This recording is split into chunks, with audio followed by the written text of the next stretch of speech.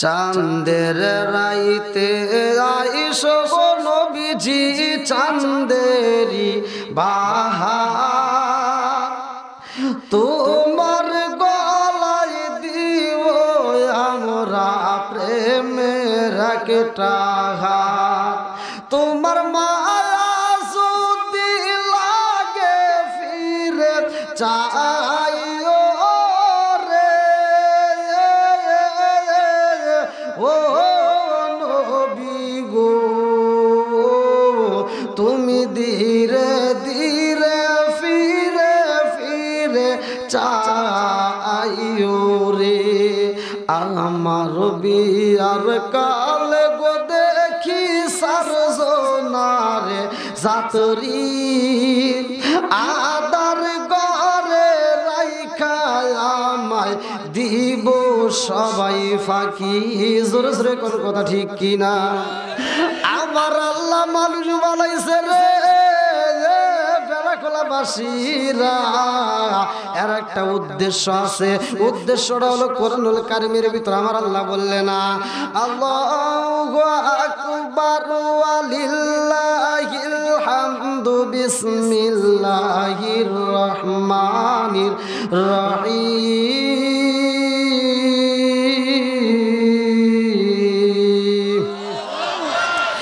ওয়া মা খালাকতুল জিন্না ওয়াল ইনসা ইল্লা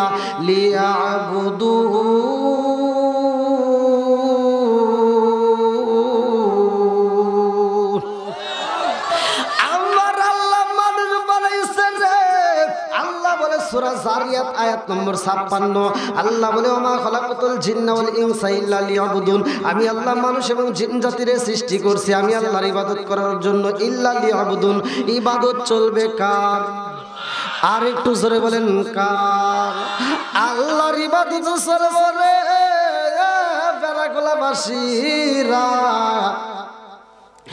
মরণ তো শুধু আমার না মরণ সবার আসবে আল্লাহ এই কথাটাও কোরআনুল কারীমের ভিতর প্রকাশ করলেন কুল্লু নাফসিন যায়কাতুল মাউত মরণ নামক ফল আমার খাইতে হইব রে এই মরণ নামক ফল সবারই একদিন খাইতে হবে জোরে জোরে কোন কথা ঠিক কিনা আরে কত মানুষ বিদায় নিছে রে আমরাও একদিন বিদায় নেব রে যুবক আজকের ওয়াজ থেকে শুইনা নিয়া যাও আল্লাহর কাছে যদি খাঁটি দিলে তওবা করতে পারি রে ভাই তওবার দরজায় আমার আল্লাহ খোলা রাখছে আল্লাহ বলেন কোরআনুল কারীমের ভিতরে ইন্নাহু হুয়াত তাওয়াবুর রহিম নিশ্চয় আমি আল্লাহ তাআলা তওবাকারীকে ভালোবাসি একজন মুরব্বি এইবার কিতাবের ভিতর লেখা হয়েছে ছেলেদেরকে ডাইকা বলে বাবা রে তাকায়া দেখো সম্পদ তো কম করি নাই বাড়ি তো আমি কম করি নাই গাড়ি তো আমার কম নাই কোনো কিছুর অভাব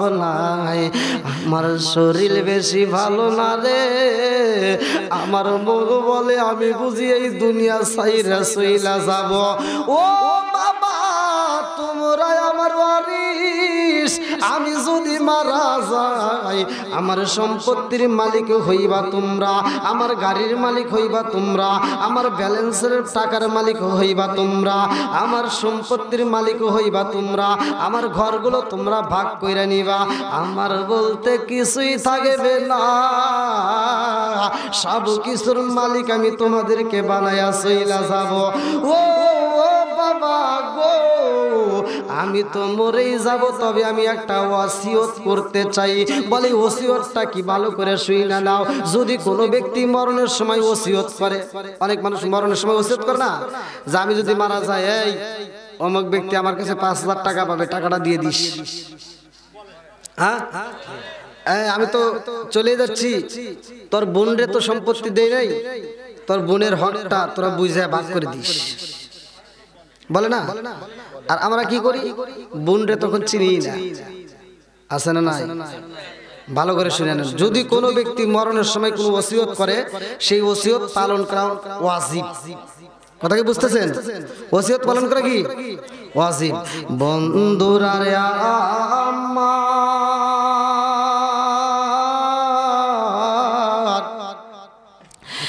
এবার মুরব্বি কান্দার কয় বাবা রে আমার শরীর বেশি ভালো না, আমি বুঝি বাঁচব না, আমার সম্পত্তি তোমরা ভাগ করে নিবা, তবে আমার একটা ওসিয়ত তোমাদের মানতে হবে। ছেলেরা বলতেছে ওসিয়ত কি? ওসিয়ত আব্বা তুমি এত কিছু আমাদের জন্য করছো, আর তুমি যা বলবা আমি তো তা করবো না, এটা তো হতে পারে না। তুমি যা বলবা আমরা তা অক্ষরে অক্ষরে পালন করবো। জোরে কোন সুবহানাল্লাহ। বাবাটা কই বাবা রে, ও বাবা আমি যদি মারা যাই গো, আমারে তোমরা মাটি দিও না, আমারে তোমরা মাটি দিও না। বলে কারণটা কি? বলে কারণ আছে। বলে কি কারণ গো আব্বা, তোমারে কেন মাটি দেওয়া চাইব না? এইবার বাপটা কান্দার কয় বাবা রে, আমি বাড়ি করছি গাড়ি করছি গো, কোনো কিছুর অভাব নাই, সম্পত্তি করছি, জায়গা জমি অনেক আছে, কিন্তু আমি এমন গুনাহগার এই মুখটাই আমি মালিকের দেখাইতে পারবো না। আমি এত পাপ করছি রে, এই পাপী মুখ আমি মাওলারে দেখাইতে পারবো না। মুখ দেখাবি কেমন রে বান্দা, মুখ দেখাবি কারে, মুখ দেখাবি কেমন রে বান্দা, মুখ দেখাবি কারে। বাবাটা কান্দার কয় বাবা রে, আমি এমন অপরাধী হয়ে গেছি গো, আমার এই মুখটাই আমি মালিকের দেখাইতে পারবো না, যিনি আসমানের মালিক।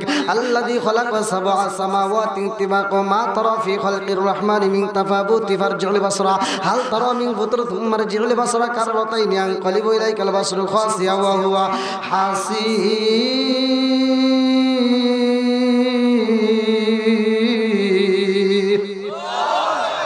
যিনি আসমান বানাইছে রে, ওই মালিক রে আমি এই মুখটা দেখাইতে পারবো না, এই জন্য আমারে তোমরা কবর দিও না। বলে আব্বা গো তোমারে কবর দেব না তাইলে কি করব? বলে বাপরে আমারে তোরা কবর না দিয়া আমারে সুন্দর করে গোসল করাবি। মানুষ মারা গেলে সাদা কাপড়ের কাপড় দিয়া যাবে পেশাই রে, আমারেও তেমনি পেশাইয়া জন্মের মতো সাজাইয়া আমার এই দেহটাকে তোমরা পুরাইবা। আর মুসলিম হইলে কাফনে, খ্রিস্টান হইলে কফিনে, হিন্দু হলে সীতাই পুরে সাই। ও মানুষ গৌরব করার নাই রে কিছু নাই। জোরে জোরে কোন কথা ঠিক কিনা? এইবার বাপটা কান্দে আর কয় ও সন্তানেরা রে, আমার দেহটাকে তোমরা পোড়াইবা। ছেলেরা কয় আব্বা গো এত সুন্দর ঘর কইরা দিছাও, এত সুন্দর গাড়ি কিনা দিছো, এত সুন্দর বাড়িটা সাজাইছো, এত সম্পত্তি করছে, এত অর্থের মালিক, ও বাবা গো আমরা তোমারে পুরাইলে মানুষ তো খারাপ কইব। ও বাবা তোমরা আমরা সবাই মিলে তোমারে কেমনে পুরাবো বুঝে আসে না। এইবার বাপটা কয় জেলেরা রে,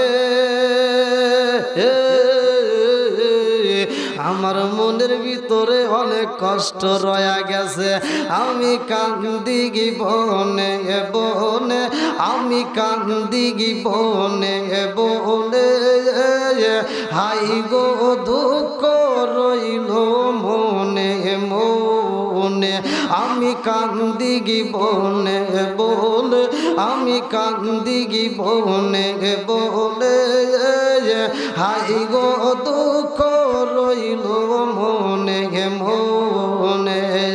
ফুল যদি হইতাম আমি ফুটি গিতাম বাগানে, হাই হাই ফুটি গিতাম বাগানে।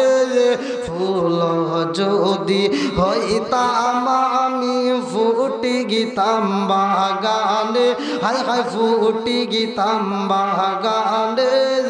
ভোমর হইয়া আসতো বন্দি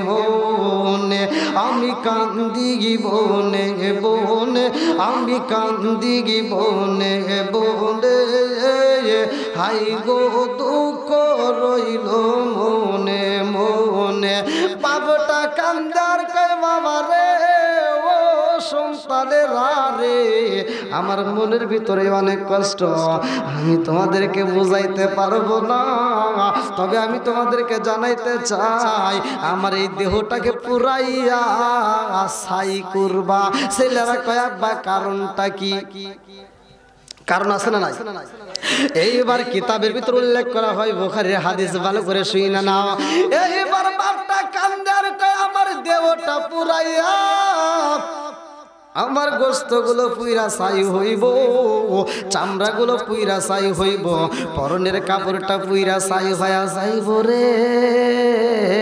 হাড্ডিগুলো পুইরা ছাই হইয়া যাইব এই ছাইগুলো একত্রিত কইরা মিশাইবা এই ছাইগুলো একত্রিত কইরা রে বাবা এই ছাইগুলো ঘরের ভিতর রাখা যাইব না এই ছাইগুলো তোমরা যেখানে সেখানে রাখলে হইব না এই ছাইগুলো যত্ন সহকারে তুইলা রাখলে হইব না ও বাবা এই ছাইগুলো তোমরা গোছাইয়া গো এই ছাইয়ের কিছু অংশ বাতাসে উড়াইয়া দিবা কিছু অংশ নদীর ভিতর ফালাইয়া দিবা কিছু অংশ রাস্তার ভিতর ছিটাইয়া দিবা কিছু অংশ তুফানের ভিতর ছিটাইয়া দিবা ছেলেরা কয় আব্বা গো তুমি আমার বাপ হো আর নিজের বাপটারে আমরা পুরাইয়া এই ছাইগুলো বাতাসে উড়াবো নদীর ভিতর বালাইয়া দেব এই ছাইয়ের কিছু অংশ আবার তুফানের সামনে উড়াইয়া দেব কারণটা কি বাপটা কান্দার কয় বাবু রে ও সন্তানেরা রে শুইনা রে আমি বাবা কেন বলেছি জানো শুনি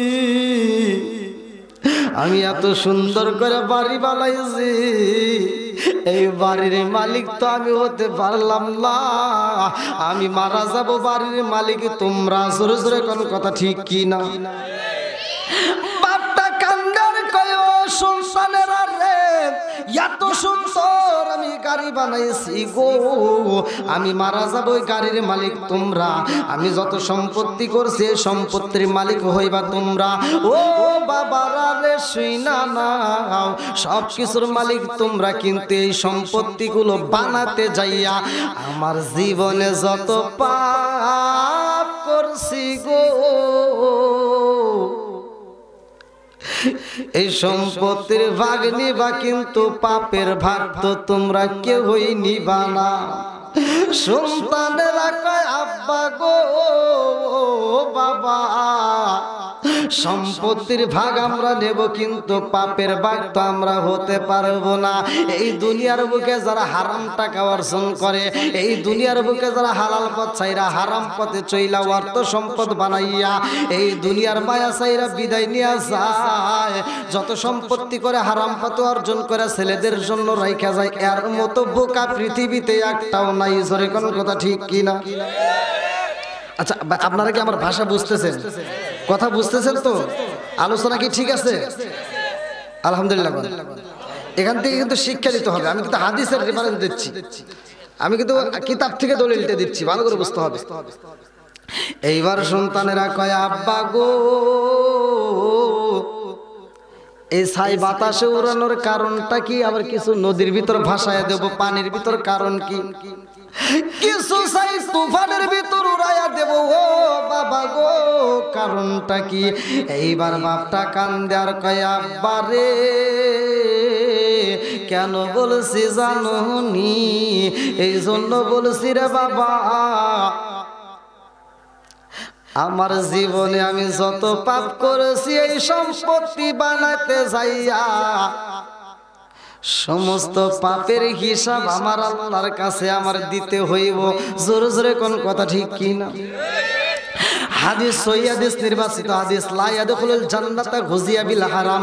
আল্লাহর রাসূল বলেছে যেই দেহটা হারাম খায়া শরীরে রক্ত মাংস বানাইছে এই দেহটাই আমার আল্লাহর জান্নাতে যাবে না। লা ইয়াদখুলুল জান্নাতা গুজিয়া বিল হারাম।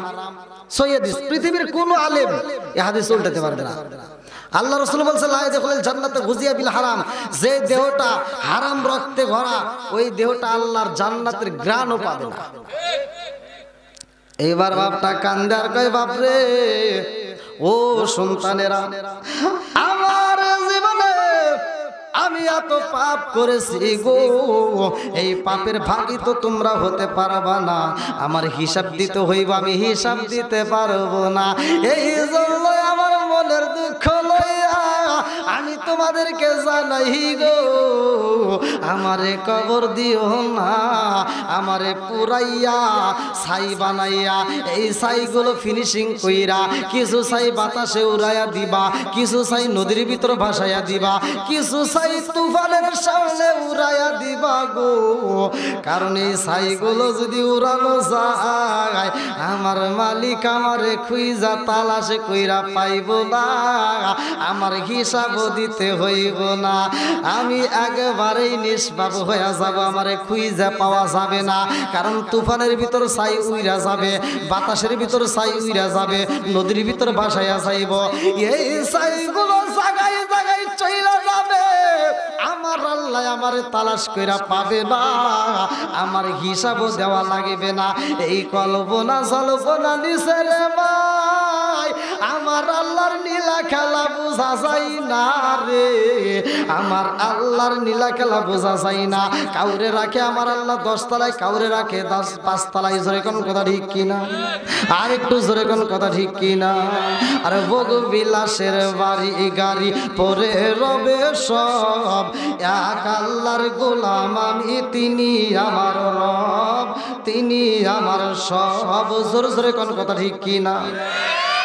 উঁচু জমিনে পানি জমে না, নিচু জমিনে যায়, তেমন আল্লাহ রহম কইরো আজকে রিজাল চাই, আজকে রিজাল চাই। চিৎকার মেরে কন্যা আল্লাহু আকবার। বাবাটা কান্দে রে বেড়াকুলাবাসীরা। এইবার বাপটা কয় ও সন্তানেরা রে, আল্লাহ তো আমারে তালাশ করে পাইব না, এইভাবে যদি আমারে উড়াইয়া দাও কোনোদিনও আমারে হাজির করতে পারবে না। সন্তানেরা কয় আব্বা তুমি যেটা বলবা সেটাই আমরা মানতে পারি, কিন্তু আব্বা এই হাত দিয়ে কেমনে তোমারে আমরা আগুন দিয়া পোড়াবো। বড় ছেলেটা কয় ও ছোট ভাই রে, পারবিনি পারবিনি আব্বার শরীরে আগুন ধরাইয়া দিতে। ছোট ভাইটা কয় বড় ভাই সারাটা জীবন বাপের সম্পত্তি পাইলাম, আবার আব্বা মারা যাবে তখন আমরা মালিক হইব, এত কিছু পাওয়ার পরে সেই বাপটারে কেমনে আগুন দিয়া পোড়াবো, এটা আমার দ্বারা সম্ভব না। আরে মেজো ভাই কয় আমি পারবো না, বড় ভাই কয় পারবো না, মেয়েরা কয় পারবো না। এইবার বাপটা কয় সন্তানেরা রে, এত কিছুর মালিক বানাইয়া যাব তোমাদেরকে, আর আমার একটু আগুন দিয়ে পুরাই একটু উপকার করবা, এটা কি পারবা না? ও বাবা এটুকু উপকার যদি না করতে পারো আমার জীবনটা কিন্তু নষ্ট হয়ে যাইব, আমার জীবন বিফলে গো সোনার জীবন বিফলে। ও নবী আপনাই না পাইলে আমার জীবন বিফলে গো সোনার জীবন বিফলে। ও নবী আপনাই না পাইলে। আরে এবার বাপটা কান্দে রে, এই মানুষটা যখন মারা যাইব রে ভাই আমরাও তো মারা যাই, কারণ আল্লাহ কোরআনুল কারীমের ভিতর বলছে কুল্লু নাফসিন যায়কাতুল মাউত, মরণ নামক ফলটা একদিন আমার খাইতে হবে। জোরে কোন কথা ঠিক কি না? আরে যেদিন মালাকুল মউত আসবে রে ওই দিন কি উপায় হইব? ওই সময় মুখের জবানটা বন্ধ হয়ে যায়। কেন বন্ধ হয় জানেননি? ওই সময় অনেক মানুষ দেখবেন বাপ মা যদি অসুস্থ হয় ঘরে পড়ে, এক ভাই ফোন লাগায় ঢাকাতে, বড় ভাই আব্বা তো অসুস্থ, আইতাছি। আসার সময় ফলের রস, কমলা, বিভিন্ন ফল আদি নিয়ে আসে না? এই কথা বলবেন ঠিক করে, আসে কিনা? তখন বাপটা এভাবে শুয়ে রয়েছে, ডাইনেও ঘুরতে পারে না, বামেও ঘুরতে পারে না, হাত দিয়ে খাইতেও কেন পারে না? কারণ ওর যে রিজিক ছিল, ওর যে রিজিক ছিল, এক দানা পরিমাণ, কিতাবের ভিতরে আছে একটা দানা যদি কারো পৃথিবীতে থাকে, তার রিজিক যদি থাকে, আল্লাহু খায়রুর রাজিকিন, রিজিকের মালিক কে? পৃথিবীর কোনো মানুষ রিজিকের মালিক নয়, স্বয়ং এক মুষ্টি রিজিক যদি আপনার থাকে, যতক্ষণ পর্যন্ত এই দুনিয়াতে আপনার একটা দানা থাকবে রিজিক, ততক্ষণ পর্যন্ত আপনার মৃত্যু হবে না। এইবার এক লোকমা খাবার খাইতে পারে না রে ভাই। কেন পারে না? ওই জায়গাটায় আমার আল্লাহ একটা ফেরেশতা নিযুক্ত করেছে। ওই ফেরেশতার কাছে আমার আল্লাহ কয়, ও ফেরেশতা তুমি চইলাই আসো রে। ওই ফেরেশতা কান্দে আর কয়, আল্লাহ এই বেড়াখোলার জমিনে তোমার বান্দা কি আর এক লোকমা খাবার খাবে না? আল্লাহ কয়, ও ফেরেশতা জানো শোনা রে, জানো শোনা, আল্লাহু খায়রুর রাজিকিন, রিজিকের মালিক আমি আল্লাহ।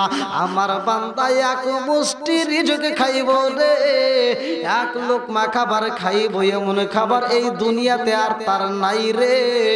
তার যতটুকু রিজিক আমি আল্লাহ বরাদ্দ করছিলাম শেষ হয়ে গেছে, আর একটা লোকমাও খাইতে পারবে না। আর ওই সন্তানটা, বাপটা এতদিন ঘরে অসুস্থ, জীবনে একটা দিন একটা ফল খাওয়াইতে পারে নাই, আজকে মৃত্যু সজ্জায় পড়ে গেছে, বাপের জন্য ফল নিয়ে আইছে, আসে না? সারা জীবন বাপটা পেটের ক্ষুধায় বাজারে বাজারে ভিক্ষা করে খায়, সন্তান এক লোকমা খাবার দিতে পারে নাই, মৃত্যু সজ্জায় পড়ে গেছে, ফলের রস এনে দেয়, আর বাপটা চায় চায় দেখে আফসোস করে। তুই মনে করিস না তোর জন্য দোয়া করে, ওই মুহূর্তে তোর বাপটা কষ্ট পায় যে বদমাইশ সন্তান, তুই এক নাম্বার সিটার, আমি যখন খাইতে পারতাম তখন আইনে দেশ নাই, আর এখন খাইতে পারবো না, আমার সামনে দিয়ে ঘুরাস। হ্যাঁ, কতক্ষণ লাগে? এরকম সিটারি বাটপারি করিস না রে ভাই। বাপ মা যদি বাইসা থাকে রে ভাই, ওই বাপ মারে একটু মনের মতো খাওয়াবি, ওই বাপ মারে মনের মতো করে একটু আদর করবি, ওই বাপটারে একটু জন্মের মতো ভালোবাসা দিবি। বাপটারে যদি খুশি করতে পারোস রে ভাই, মাটারে যদি খুশি করতে পারোস, এই দুনিয়াতেও শান্তি, পরকালেও শান্তি। জোরে কোন কথা ঠিক কি? এই মানুষটা যখন মারা যাইব, রিজিক বন্ধ হয়ে যায়, পা চলাচল করে না, পাটা মহিলারা টান দিয়া একটু সোজা করে, সোজাই হয়। জোরে কোন কথা ঠিক কিনা? কেন হয় জানেননি? এই পাটা আমরা কদম ফালাই, এই কদম ফালাইতে যাই একটা ফেরেশতা কাজ করে। আল্লাহ কই তুমি চইলা আসো, বলে কেন?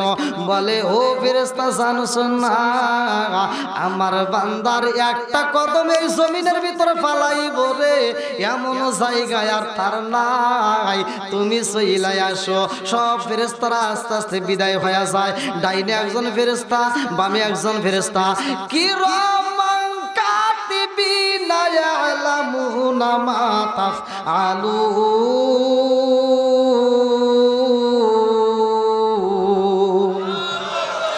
আরে ডাইনের জনের কাছে একটা ডায়েরি আছে রে, বামের কাছে একটা ফেরেশতার ডায়েরি আছে, দুইজনের কাছে দুইটা ডায়েরি। এই আমার মিডিয়ার লোক কই? ফোন লাগান, ফোন লাগান, গাড়ি গাড়ি গাড়ি, তাড়াতাড়ি, 10টা 12 হয়ে গেছে, তাড়াতাড়ি ফোন লাগান, ফোন লাগান। এই কই? ফোন লাগান, ফোন লাগান, 10টা পর্যন্ত থাকার কথা, তাড়াতাড়ি ফোন লাগান, ফোন লাগান। তো যা হোক, সম্মানিত মুসল্লিরা, আমি আপনাদের মাঝে খুবই অসুস্থ, আমার কথা আপনারা হয়তো বুঝতে পারতেছেন, আমি খুবই অসুস্থ। অসুস্থতার মধ্য দিয়েও আমি আপনাদের মাঝে আসলে অনেকক্ষণ আলোচনা করলাম। তো কবরস্থান উপলক্ষে মাহফিল, আমি আপনাদের দোয়ায় শুধু বাংলাদেশ না, বাহিরেও যেহেতু আমি সফর করতেছি, আগামী কালকেও আমি চলে যাচ্ছি। হ্যাঁ, না তো যাও, আল্লাহ যদি আবার তৌফিক দেয়, যদি আশপাশে কোনো মাহফিল হয় সেখানে আপনারা থাকবেন, অবশ্যই আমি আপনাদেরকে আলোচনা দিব। আর বিশেষ করে আজকে কবরস্থানের জন্য উদ্দেশ্য, আমি বিভিন্ন মাহফিলে প্রত্যেকটা রাত্রে প্রোগ্রাম চলতেইছে। তো যাও, কোনোদিন ডাবল প্রোগ্রাম, কোনোদিন সিঙ্গেল। তো আজকে যেহেতু আমি আপনাদের মাঝে যতটুকু আলোচনা করছি কবরস্থান উপলক্ষে আমার অনেক কথা রয়ে গেছিল, তা আপনারা এমন কোনো ব্যক্তি যদি থাকেন যে হুজুর কোরআনের আলোচনা চলছে, কোরআনের কে ভালোবাসি, আপনি আলোচনা করতেছেন, হুজুর আমরা খুশি, তো খুশি আজকে কবরস্থানে আমরাও যেতে হবে। তো এই যে একটা ওসিলা, এই ব্যক্তিটা বুখারীর হাদিস, কিন্তু এই ব্যক্তিটা মানে এমন একটা কায়দা করছে যে ওর এই বাটপারি করা দেখে, ওর সিটারি করা দেখে, এটা একটা সিটারি না, বুঝেন নাই? মানে এই যে বুদ্ধিটা খাড়াইছে যে বাতাসে উড়াই দিব ছাইগুলো, আমাকে আল্লাহ খুঁজে পাবো না, আসলে কি তাই? ঠিক জোরে কর, উড়াইও দেয়। তখন আল্লাহ তাআলা আবার কি করে জানেন? মানে পুরো আলোচনা তো আপনাদেরকে দিতে পারতেছি না, মানে সময় নাই, মন চাচ্ছে কিন্তু পারতেছি না। তখন আল্লাহ তাআলা বলে সূরা ইয়াসিন, ইন্নামা আমরুহু ইযা আরাদা শাইআন আইয়াকুলা লাহু কুন ফায়াকুন। আল্লাহ যখন যা বলে তখন তা হয়ে যায়। জমিন রে কয়, ওই জমিন তোর ভিতর যত ছাই উড়াই দিছে সব জমা দে। জমিন দিবে কি দিবে না? জমিন চলে কার হুকুমে? সব ছাই যখন একত্রিত করে দিছে, এখানে আল্লাহ কয় ইন্নামা আমরুহু ইযা আরাদা শাইআন আইয়াকুলা লাহু কুন ফায়াকুন। তুই যা ছিলি সেই মানুষ হয়ে যা। এবার যখন মানুষ হয়ে গেছে, ই আল্লাহ কি হইলাম? হ্যাঁ, এটা তো বুঝি নাই। আমি যে আবার মানুষ হবো, আমাকে যে আল্লাহ আবার মানুষ বানাইবে, এটা তো বুঝি নাই। এটা যদি হইতাম তাহলে তো আমি পড়াই বের করতাম না। কথা কোন ঠিক কিনা? এখন আল্লাহ কয় কে রে, কাহিনী কি? আর ও কাঁদতে সার করতেছে, আল্লাহ আমি তো বুঝি নাই যে এই ঘটনা ঘটাইবে। আমি যদি বুঝতাম তাহলে কি আর আমি এই পুরে মুড়ে ছাই হইতাম না? আমি তো মনে হচ্ছে তুমি আমাকে আর খুঁজেই পাবে না। কই তুই এই কাজ কেন করলি? আল্লাহ আমি এই কাজটা করার উদ্দেশ্য হলো আমার জীবনে আমি এত পাপ করেছি, তোমার সামনে আমি এই মুখটা দেখাইতে পারবো। সুবহানাল্লাহ। আল্লাহ ওর কথা এত খুশি হয়েছে, কিতাবের ভিতর আসছে আল্লাহ ওর কথা শুই না, বান্দা তুই আমার ভয়ে যেহেতু এরকম কাজ করছস, আমাকে এত ভয় করছস, যা আমি আল্লাহ তোর মাফ করে দিলাম। মাফ করার মালিক কে? জোরে কোন। আজকের মাহফিলের ওসিলায় আল্লাহ মাফ করতে পারে কি পারে না? আরেকটু জোরে কোন, পারে কি পারে না? আমি আলোচনাটার দৃষ্টান্ত অনেকক্ষণ দিতাম, কিন্তু আসলে সময়ের অভাবে দিতে পারছি না। তবে আমি আপনাদের মাঝে অল্প সময়ের মধ্যে আমি চাই আপনারা কোন কোন ব্যক্তি আছেন যে হুজুর আমি খুশি, কোরআনকে ভালোবাসি, এটা মহব্বতের সঙ্গে বলি লা ইলাহা মাশাআল্লাহ, লা ইলাহা ভালো লাগে, লা ইলাহা আরো জোরে, লা ইলাহা। ও গো মায়ার নবী গো, তুমি আমার হইও গো কান্ডারি। ও গো মায়ার নবী গো, তুমি আমার হইও গো কান্ডারি। ও গো মায়ার নবী গো, তুমি আমার হইও গো কান্ডারি। নিদান কালের বন্ধু গো নবী, নিদান কালের বন্ধু গো নবী, দাঁড়া একবার সামনে জন্মের মতো দেখা লইতাম জীবনে। ও গো মায়ার নবী গো, জন্মের মতো দেখা লইতাম জীবনে। ও গো মায়ার নবী গো, জন্মের মতো দেখা লইতাম জীবনে। নিদান কালের বন্ধু গো নবী, নিদান কালের বন্ধু গো নবী। নাহমাদুল্লাহ নাহমাদুল্লাহ হামদা শাকিরিন ওয়া নুসাল্লি ওয়া নুসাল্লিমু আলা নাবিয়িল উম্মি ওয়া আলা আলিহি ওয়া আসহাবিহি আজমাইন ওয়া বা'দা। আম্মা বাদ, সকল প্রশংসা মহান আল্লাহ তাআলার, যিনি আমাকে আপনাকে ভালোবেসে মায়া করে আজ কবরস্থান উপলক্ষে মাহফিলের জান্নাতের বাগানে দুনিয়ার সমস্ত ফিতনা ফিসাদ হইতে বিরত রাখিয়া একত্রিত করলেন, এজন্য প্রাণ খুলিয়া শুকরিয়া আদায় করি। সবাই বলুন আলহামদুলিল্লাহ। শত কোটি দরুদ ও সালাম বর্ষিত হোক আমার আপনার নবী, দয়াল নবী, মায়ের নবী, বিশ্বের মানবতা মুক্তির দেশারে আকায় নাম যার তাজেদার মদিনা আহমদ মুস্তফা মোহাম্মদ মুস্তফা, সকলেই বলুন সাল্লাল্লাহু আলাইহি ওয়াসাল্লাম। গয়ানপাড়া কবরস্থান সংলগ্ন মাঠ প্রাঙ্গণ আজকের মাহফিলের সম্মানিত সভাপতি জনাব মোহাম্মদ আনোয়ার হোসেন প্রামাণিক এবং প্রধান অতিথি জনাব মোহাম্মদ আতোয়ার হোসেন, সাবেক ব্যাংক কর্মকর্তা, পরিচালনায় হাফেজ মাওলানা মোহাম্মদ হাসমতুল্লাহ। আজকের মাহফিলের প্রধান আকর্ষণ হাফেজ মাওলানা মোহাম্মদ রেজাউল করিম বুলবুল এবং আমার পূর্বে যিনি আলোচনা করলেন আব্দুস সুবহান সাহেব সহ সম্মানিত অতিথিবৃন্দ, আমার ডানে বামে বসা সম্মানিত ব্যক্তিরা, আমার সামনে বসা মুরব্বী বাবারা, যুবকের দলেরা, কুসিকাছাড়া, পর্দানিশী মা ও বোনেরা, সবার প্রতি আমার সালাম রইল। আসসালামু আলাইকুম রহমতুল্লাহি ওয়া বারাকাতুহু। আপনারা কেমন আছেন? আলহামদুলিল্লাহ। অনেক কষ্টে আপনাদের মাঝে আমি হাজির হয়েছি ভাই। বিশেষ করে প্রতিদিন প্রোগ্রাম। আমি ইন্ডিয়া থেকে আসছি 10 তারিখে, এই মাসের 10 তারিখে আসছি, আইসা বাংলাদেশে প্রোগ্রাম করছি, 11 তারিখ করছি, 12 তারিখে করছি,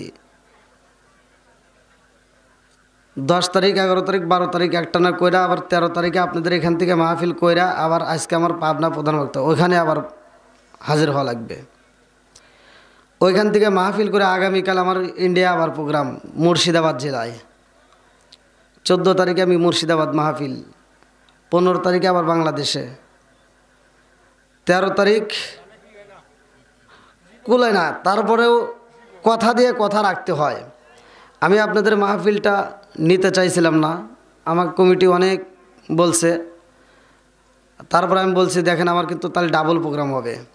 আপনাদের মাহফিলে কিন্তু আমি প্রধান বক্তা ছিলাম, আমার ডেটেই ডেট, কিন্তু আমি দিতে পারি নাই। তো সেইখানে তাদের সাথে কথা বলে বললাম যে আমি কিন্তু যদি নিতে হয় তাহলে ডাবল প্রোগ্রাম, অর্থাৎ আপনাদের এখানে দ্বিতীয় বক্তা, আমি পাবনা যা প্রধান বক্তা। তো বলছে আচ্ছা ঠিক আছে। তা আমি কিন্তু তাদের সাথে কথা বলেই নিছি যে আমাকে 10টার ভিতর নামতে হবে, তাহলে সেই হিসেবে আমাকে স্টেজে দিতে হবে নাকি। আমি তার এক জায়গায় কথা দিয়ে রাখছি, আপনাদের এখানে আমার আসার যে টাইম, সে টাইমের আগে, অর্থাৎ আমি মাগরিবের নামাজ পড়ছি আপনাদের প্যান্ডেলে আইসা। তাহলে আপনাদেরকে খুশি করার জন্য যদি আমি এখানে 10টা পার করি, তাহলে ওখানকার মানুষজনগুলি আমাকে কী করবে? আপনারা মনে করছেন যে দেখেন আপনারা যেভাবে আছেন আলহামদুলিল্লাহ, সিরাজগঞ্জ জেলার ভিতর গাড়িটি কিন্তু ঘাটে, আপনাদের ঘাটে রেখে আসছি। এদিক দিয়ে আসলে দেরি হবে, কমিটির লোক বলছে, এই জন্য আমি গাড়ি রেখে আসছি, কিন্তু এখান থেকে মাহফিল করেই যাতে আমি যাইতে পারি। তো যাও, সব কিছুর মালিক উপরওয়ালা। আমি অল্প সময় আপনাদের মাঝে একটু কথা বলবো। আগামীতে যদি আল্লাহ তৌফিক দেয় এমন একটা ডেট নেবেন, এই ডেটটা আমার কাছ থেকে আগে নেওয়ার কথা বইলা ডেটটা বুক করছিল না, মানে অগ্রিম টাকা দেয় নাই, এই জন্য অন্য জায়গায় আমি বুক করে দিয়েছি। যদি আমাকে যখন আলাপ করা হয় তখন যদি বুকিং করে নিত তাহলে কিন্তু এই ঝামেলাটা হইতো না। তাহলে আমি আরামে আপনাদের এখানে রাত 2টাকে 3টা 4টা পর্যন্ত যদি ওয়াজ করতাম, আমি এখান থেকে গাড়ি তুলতাম, আমি বেনাপোলে সকাল 7টার ভিতর পৌঁছাইতে পারলেই আমি ইন্ডিয়া ঢুকে যাব। তো যাই হোক, আপনারা আগে বুক করেন নাই, যেভাবে হোক হয়েছে আলহামদুলিল্লাহ। আমি অল্প সময় আপনাদের মাঝে কথা বলবো, আপনারা কি সবাই রাজি আছেন? আল্লাহ তাআলা বক্তা শ্রোতা উভয়কে কবুল করুক, সবাই কোন আমিন। আমি বেশি সময় নষ্ট করব না, অল্প সময়ের ভিতরে আমি মূল কথাগুলো বলে যাব। এখানে অনেক মুরব্বী বাবা, আজকের মাহফিল আমার বেশি দেখতেছি মুরব্বীরা। আর আজকের মাহফিলটা এমন একটা মাহফিল কবরস্থান উপলক্ষে, নাকি কোন? যে কবরের কথা শুনলে আমার আপনার সবারই ভয় অন্তরে কাজ করে। তো কবরস্থান, এখানে অনেক মানুষ আছে, আমার আপনার মতো মানুষ হাঁটা চলাফেরা করতো, খাইতো, ঘুমাইতো এই দুনিয়ায়। তারা আজ কবরস্থানে আছে না নাই? পৃথিবীতে একটা মানুষই, একজন মানুষই পৃথিবীতে একজন মানুষ ছিল, যে মানুষটা দুনিয়াতে হাঁটতো, চলতো, ফিরতো, খাইতো, ঘুমাইতো, কিন্তু তার জানাজা হয় নাই। এই জমিনে তার জানাজা হয় নাই, এই জমিনে তার কবর নাই, আর বাকি যারা আছে সবারই এই জমিনে কবর আছে। আলহামদুলিল্লাহ। জানার দরকার আছে না নাই? জোরে কোন আছে না নাই?